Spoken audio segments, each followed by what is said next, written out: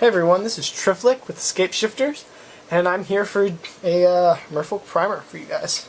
So, for those of you who don't know, Merfolk is a control deck, a creature deck, and aggro deck. Not so much an aggro deck, a mid-range deck.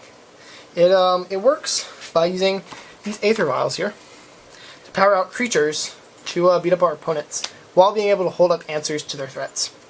So, one of the biggest components of the deck is Aether Vial. Aether Vial, what it does, you see, at the beginning of your upkeep, you put a charge counter on it, tap, and may put a creature card with converted mana cost equal to the number of charge counters on Aether Vial from your hand into play. This is a great ability. This card is a huge mana accelerant. It is ridiculous how many cards we can power out in one turn with this when you combo it with cards like Merrow Reejerey, which I'm going to get to in a second. It just makes your hand so much more explosive. It allows you to hold up counter spells while still getting creatures to beat face. So, speaking of creatures, the Wind Conqueror deck all pretty much centers around these guys. These are our lords. We've got 2 Merrow Reejereys, 4 Lord of Atlantis, and 4 Master of the Pearl Trident. So, these guys, as an 8 of, are a must. These guys are essentially copies of each other, except they all both have the ability. This is other Merfolk creatures you control get +1/+1 and have Island Walk. This one is all Merfolk in play, gain Island Walk and have +1/+1 while this card is in play.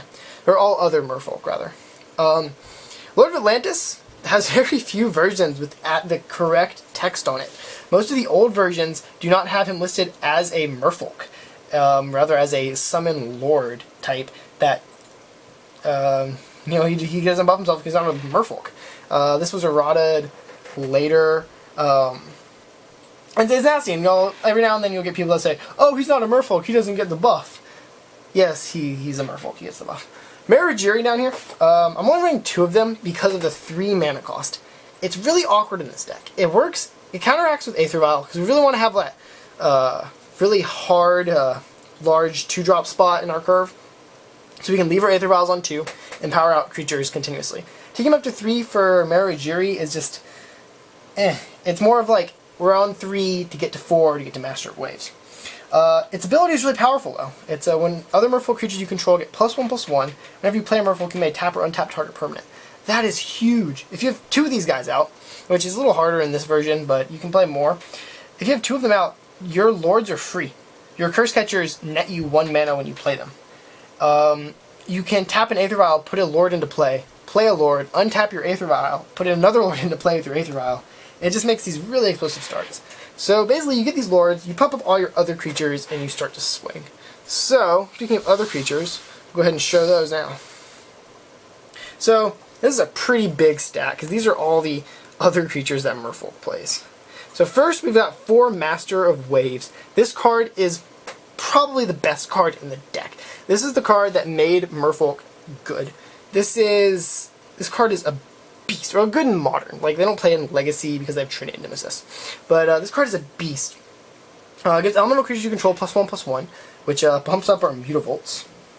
And then when it comes to play, it makes elementals, 1/0 elementals, equal to the number of your devotion of blue, which is usually pretty high. This guy comes down, you get like 4, 5, 6, 7 2/1s, and you're crashing in and just destroying people. It's hard to get rid of. Protection from red and being a 4-drop gives it the ability to dodge Bolt, Terminate, Abrupt Decay, Kolaghan's Command. All of these just bounce right off of it. Then we got Mutavault here. Mutavault is our land creature. It is so good, especially against control matchups. Anything with sorcery speed removal, like a board wipe, Mutavault just shines so great. Basically, they can't kill it on their turn, unless they have land destruction. Which, why do you want to go land destruction? It gets the buff from Master of Waves, because it's an elemental. It gets the buff from our lords, because it's a Merfolk. Great. Then we have kind of our other Merfolk 2-drops we got right here. We've got Harbinger of the Tides and Silvergill Adept. These 2 are pretty great. Harbinger of the Tides is one that has been seeing a little hate recently. It's not... sometimes it'll be run as a 2 of, 3 of, 1 of, or even none of in decks. I really like it. The ability to bounce a creature when it enters the battlefield is really powerful, and the ability to play it with Flash for 2 more is really good too, especially against control matchups. You're worried about playing around Supreme Verdicts and the like. You can get Harbinger in at end of turn and swing in for damage. Silvergill Adept is another one of the amazing cards in this deck. It draws a card when it enters play, so it's basically our Elvish Visionary. It's a little harder to cast because of the additional cost of revealing a Merfolk card or paying 3 more. But with Aether Vial and the fact that in this deck we're running, how many Merfolk? More than 20 Merfolk in this deck. It's pretty rarely kept without one. And if you do, it's usually when it's late game, and you can even cast it for 5 if you need to. The cycling ability is just huge. It keeps our card advantage up, it keeps our board advantage up. It's amazing. Next, we've got some of our more supplementary creatures. We got Cursecatcher and Kira the Great Glassmare. Cursecatcher is phenomenal. I love Cursecatcher. Some people have been taking it out using things like Cozy's Trickster, or just not even having it in the deck. A lot of that's for budget reasons. Cursecatcher has gotten pretty expensive recently. It's in like the $15 range. But for what it does, it's so good. It holds off board wipes. And it doesn't hold off Supreme Verdicts, we can't counter that, but it holds off Anger of the Gods. It holds off Damnation. It holds off Wrath of God. I'm not sure how many decks are running that. Call against command. Any good card, it just counters. And it's great. Countering cards is great. It's less good when we're on the draw and we can't use it to its full potential, but it's so powerful. Pretty much every deck in Modern runs instant sorceries, which means Cursecatcher has a place against pretty much every deck in Modern. And Kira the Great Glassmare is in here as a 1/of. It gives our creatures the ability that whenever they are targeted for the first time by a spell or ability each turn, counter that spell or ability, which makes it really hard for anyone to kill any of our creatures. And if they are going to kill a creature, they have to use 2 removal spells to kill Kira, which usually is going to be our least useful creature at that point, because we're going to have big old lords swinging in that are actually damaging them.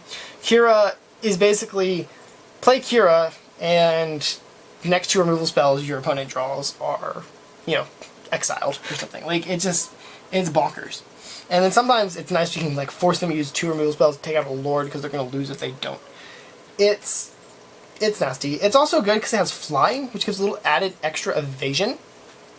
The flying is really nice, especially against decks like Affinity, where flying matters. Flying is actually not that common in Modern, so a lot of creatures that say flying basically say unblockable. So for that matter, Kira can be really powerful. It can block a big old Volt Scourge or Inkmoth Nexus with a cranial plating on it, and it'll trade with it, which is great. It deters Affinity from hitting us.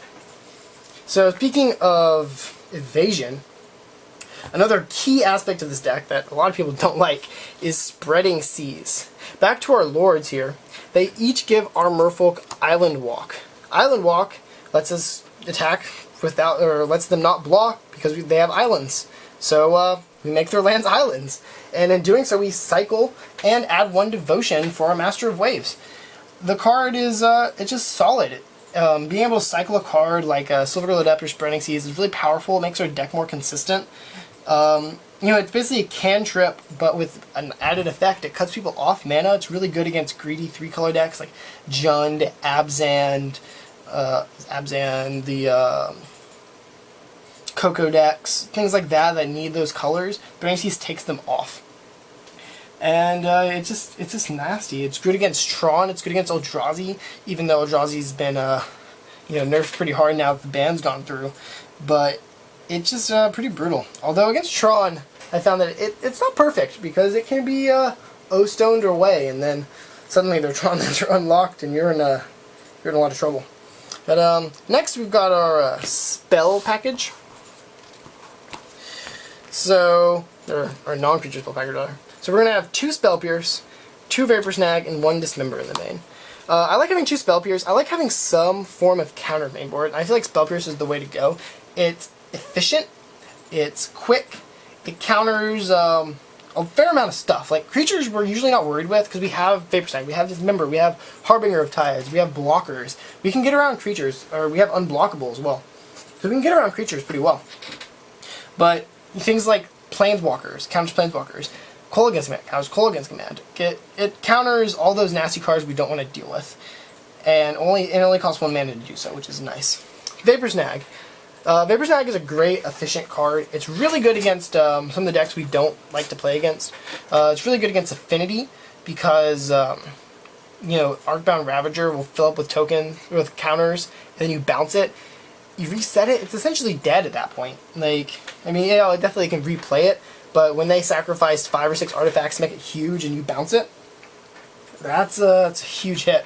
It also causes the opponent to lose 1 life, which is, it sounds kind of, you know, not too big, but with Worship going around, it's huge. Attack them down to 1 life, Vapor Snag one of their creatures, and all of a sudden, they lose. Worship does only prevents damage, and loss of life is not included there. So that's awesome tech. It also allows you to turn your own creatures to your hands, which helps us get around board wipes and other removal spells. Especially with Aether Vial, being able to Vapor Snag a creature and put it right back into play is really useful. And then Singleton Dismember. This deals with the creatures we don't like. It deals with Goyf, it deals with Kalitas, it deals with pretty much all creatures. Like, there's very few creatures in Modern that have 6 toughness.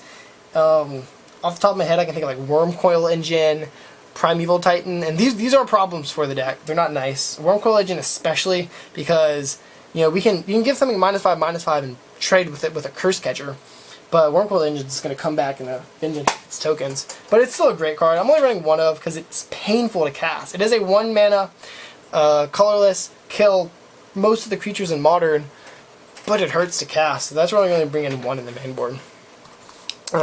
Next thing we got, those are all our spells. So here's our land package. We got 1 Cavern of Souls. This is probably going to change soon because Control is, I feel, going to get a lot more popular in the coming months because of, you know, Ancestral Visions being unbanned. And we're going to need that Uncounter ability. Right now it's a 1 of because it really nombos with our Spell Pierces and our Vapor Snags, our Spreading Seas, all the non-Merfolk creatures we want to cast. It's essentially just like a, I don't know. It just taps for not generic, taps for colorless, which is, you know, relevant I guess at this point, but whatever. Then we have 2 Wanderwine Hubs. Wanderwine Hub, mine are Chinese, but what it does is when it enters the battlefield, it enters the battlefield untapped if you reveal a Merfolk card from your hand. It's essentially just a non-island. It's useful against Choke, which really doesn't see much play, which is why I'm not running 4 of them. It's also useful against the mirror match, where you really don't want to play any islands, so your opponent won't be able to swing in and get you. And also it can bluff. This is blue Merfolk, as you can see. Blue-white Merfolk is a deck, and if you don't run path, the next best thing is having your opponent try to play around a path you don't have. Then we have 1 Ghost Quarter in the main. I really like Ghost Quarter. We're running a land-heavy deck of 20 lands. 19 is okay with Merfolk, but I found I was getting stuck on 1 land too often. I didn't like that. So you bring Ghost Quarter. It's good against Tron, it's good against Eldrazi, it's good against Naya Burn, if you've seen in some of our other videos, if you watch those. It cuts people off colors. It can be used to filter our own land if we're having trouble getting a card out. We can hit a Mutavault, we can tap an island for mana, and Ghost Quarter it to get that 2nd blue, which is terribly inefficient, but sometimes you have to do what you have to do. It's an all-around good card, and there's some decks nowadays, 3-color decks, only play a couple basic lands, and it becomes a strip mine. Next we've got 2 of these guys, Oboro, Palace in the Clouds, and Minamo, School at Water's Edge. These cards are very supplementary, they're not that important. They're essentially just islands that aren't islands, so again, getting around Choke and Island Walk from our opponent. Minamo's ability is so like seldomly used, it's barely even worth mentioning. You can untap your Kira, for one thing. You can use it to target an opponent's Kira to pop its bubble before killing it, but that's not even a big deal because we're not doing too much creature targeting anyway. So, I mean, you're just there for the blue mana that comes in untapped. However, Oboro is really powerful. The ability to return it to your hand is really good. So if you have an Oboro and say a Ghost Quarter out, you can tap Oboro for blue mana, tap Ghost Quarter for 1, return Oboro to your hand, play it again, assuming you haven't played a land this turn and you're stuck trying to get 2 blue. Play it again, tap it for blue again, there you go, you got 2 blue. And you can do that, you know, every coming turn. So it essentially helps filter your mana as well. The next one we got is islands. We got 1, 2, 3, 4, 5, 6, 7, 8. 9, 10 islands. I like this island art. It's one of the cooler ones. I'd like to foil it, but that'd be really expensive. So I might eventually get some cool, like, old, like, maybe Odyssey or foils. If you guys have any foil islands you really like, put a link in the comments, and I would love to look at some of them. But, yeah, we also have Mutavaults. Trying to find those real quick for you guys. Yeah, here's 2 of them. Here's the other 2. So, yeah, altogether this is 20 lands. So we have a lot of blue sources to get out our double blue cards, and we have a couple brown sources, colorless generic sources that are, they can hurt us, but they're good enough to keep in. Yeah. So now we're going to go ahead and take a look at the sideboard. And I'm back with the sideboard, guys. So it's pretty standard, nothing too spicy here. We've got Counter Suite, 2 Negates, 2 Dispels. Dispel counters pretty much all of the good, like, non-creature, sorcery instant things there are, because they're all instants. Everything good's an instant. We got Court of Company, we got Collected Company, we got Court of Calling, not Court of Company. Most removal spells are instants. Kolaghan Command is an instant. It's just good. Counters Bolt, counters Boros Charm, counters Searing Blaze. I mean, there's very few cards it misses. It misses most sweepers, which is annoying, but that's why we have Negate over there. It just counters more things that we need to be countered. That's pretty much all we need. Negate also hits Planeswalkers. It's a great answer to keeping them off the table. Then we have Ghost Court over here. Just like in the last little bit, we talked about Ghost Court and its utility. When it's not good against the deck, it's not bad against the deck. When it's good against the deck, it's great against the deck. So pretty much always bring it in. Usually side out Chalice of the Void for it. Not Chalice of the Void. Cavern of Souls for it. Oh, it's been a long day. Let's side out Cavern of Souls. Because most of the decks that Cavern of Souls goes against, the counter decks, aren't really going to be hurt too badly by Ghost Quarter. Most of them don't lean too heavily on like multicolor strategies, but some do, and we'll see how the control matchups shapes up. But it's great against Tron, it's good against Eldrazi, even though it's kind of going out. It's good against Affinity, it's good against Infect, it's good against any deck with man lands. So yeah, for that reason, Ghost Quarter is great. Chalice of the Void is amazing. It's just simply awesome. It just completely destroys Burn, Infect, Affinity, Lantern, Control, 8-Rack, and these are all decks, aside from the 8-Rack, that we have some trouble against. And it can just shut them down so hard, and it's so great. Back before it got super popular, Infect didn't even run an answer to it. The only artifact removal they had was Nature's Claim, which didn't actually hit Chalice of the Void on 1, because it cost 1 mana. Now they're running Viridian Corruptor, and it's not as good against them, it's still pretty good. We have Tidebinder Mage. Tidebinder Mage is really good. It taps down lots of good creatures. Taps down Mana Dorks. It taps down, Glistener Elves. It taps down every creature in Burn. A lot of the good creatures in Jund. Not Kalidas, unfortunately. But it'll get Goyfs. It'll get Voices. It'll get Luxodon's Miters. It gets a lot of stuff. It's a great answer to Kitchen Finks because killing and bouncing those is not valuable at all. We got Dismember here. As we talked about before, just a good, efficient kill spell. Kills a lot of creatures in Modern. Few creatures doesn't kill the six toughness things. You got like Primeval Titan, Wormcoil Engine. That's all I can think of offhand. Like they're not like while they're still problematic. Like something like Primeval Titan, you dismember it and block it with a Cursecatcher and it dies. Wormcoil Engine's a little nastier. But hopefully we can beat Trump before they can get it out. Then we have Hurkyl's Recall. Great card. It's so valuable for what it does. The amount of utility for just 2 mana at instant speed is amazing. It can just completely destroy 3 or 4 turns worth of Affinity's work. It can wreck Lantern Control's board just completely. Bounces and Snaring Bridge. It's one of the only answers to Ensnaring Bridge after it's resolved in this deck, which is important. Because the Snaring Bridge is a tough one. Right now it's a 3 of because I found that there wasn't enough. Because right now it's only really super good against Affinity and like Lantern Control, and there wasn't too much of that in my local meta. I expect a 4 of to be not too far off, especially if these like Tezzeret, Sword of the Meek, and Thopter Foundry decks start becoming popular, in which case Circle Recall is going to be really good at bouncing all those Thopter tokens and resetting the combo.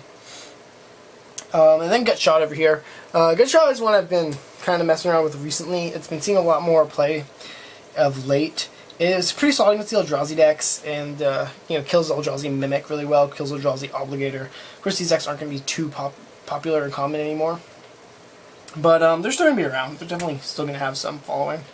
It also kills most of the creatures in Affinity. And to 1 mana, it can be a really big blowout, especially there's no one the people don't expect it. It's not 1 mana; it's 0 mana. 2 life, you can kill a creature. Kills Bob, kills Cursecatchers and Silvergill Adepts in the mirror. Kills most mana dorks. Like, being able to kill their turn 1 birds on your turn 0 is pretty good. It's an all-around good utility card that has a lot of place.